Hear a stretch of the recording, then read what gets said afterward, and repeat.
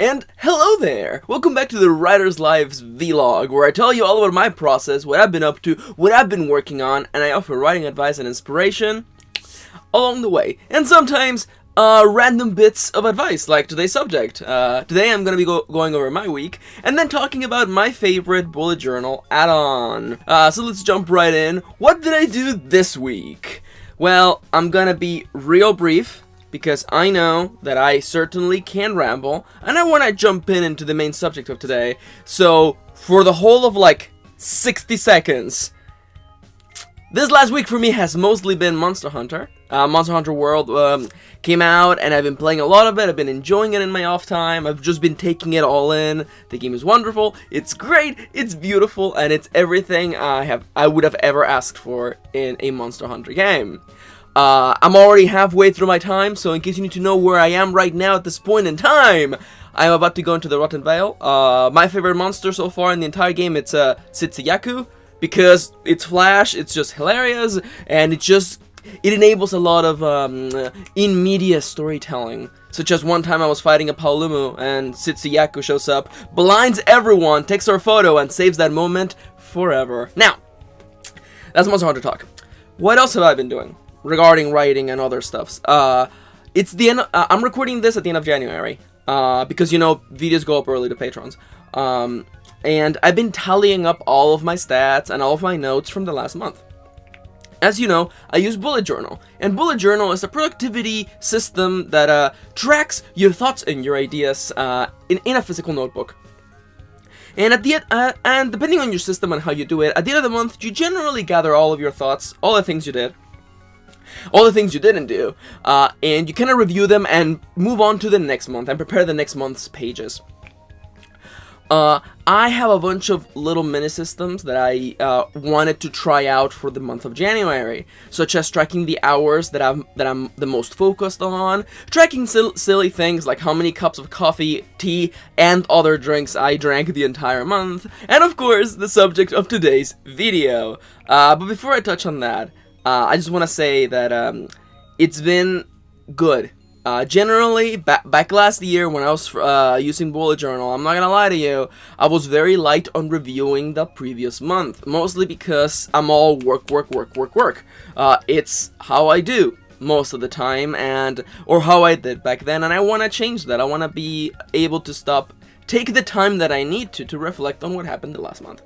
So I was doing that. I was creating the pages for February, and I was looking over my stuffs, and finally, the add-on that I put on my bullet journal that I was the most excited about finally came to fruition. And now, we're in the main subject of today's video. I'm gonna assume that you know what bullet journal is all about. I assume that you have maybe tried it, and if you haven't, I recommend it. It may be a lot of work for some people, and the worst part, and probably the worst part, is that there are so many beautiful bullet journal examples on the internet that it kind of puts pressure on you to like really pretty yourself. You don't have to. You don't have to. Mine ain't pretty, or I just pretty up with stickers and washi tape, and that's as far as I go. But there's a lot of pressure out there, and the thing I love most about Bullet Journal is that you can make it work for you. And you should make it work for you. You should make it be exactly what you need it to be. And one of the things I wanted to do was to be able to reflect on the month and see past it just being work. And this is the add-on that I use. This is a very common add-on. A lot of people have it. Is the Memories add-on. And in Bullet Journal, you track your ideas with identifiers, whether it is a task, a note, an event, or whatever identifiers you make for yourself. The Memories add-on is basically, you also track the moments that happen to you. Great memories, happy memories, sad memories, whatever they are, things that happen to you during that month, and you record them using a little filled heart.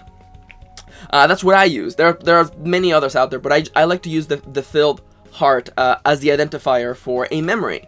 And a memory can be things such as, you know, I went and did this. I finally watched this movie. I had a long talk with my significant other about stuffs. I got to do this. I got to go out to this place. And whenever a memory happened in a day, there are days without memories, but on most days, I stopped and I recorded something that happened that day. Something fun, something exciting, something that made the day more than just the hours I put into work. And half of the memories add-on is recording on the day that something happens, recording it down, writing it down. That's half of the work right there. And the second half of the work is at the end of the month. Once you have wrapped everything up, you are at the first of the next month or the very end of the 31st, you, in your tallying up / reviewing section of your bullet journal or however you do it, you make a memories page. A page to capture all of those memories. And you review the last month, you review the last 31, 30, 31, or 28 in some cases days, and you take the memories that you enjoy the most, the memories that resonate with you, that remind you of how great the month was, and how and all the other things you did other than work, and you put them on that memories page. One by one, yes, it's work, yes, it takes time, but I cannot tell you how great it felt when I was filling up that page. And at first I thought, I'm not gonna fill this whole page, but then like halfway through I'm like, I'm gonna need more space because all these things happened in the month, and I forgot I did that, and I forgot we watched that movie, and I forgot we went to see those friends, and suddenly the 31 days of January no longer felt like all the work I did and all the videos I made and all the times I went out to write. They were those things too, but it was those things plus the time I spent with my significant other, the time I spent with my friends, the times we did these things and went out there, and the silly things that happened out there, and the jokes we told each other, and it became a lot more, and that meant a lot for me, because I'm self-employed, and when you're self-employed, it's very easy to become a workaholic and just work, and that's super easy. It's the easiest thing in the world.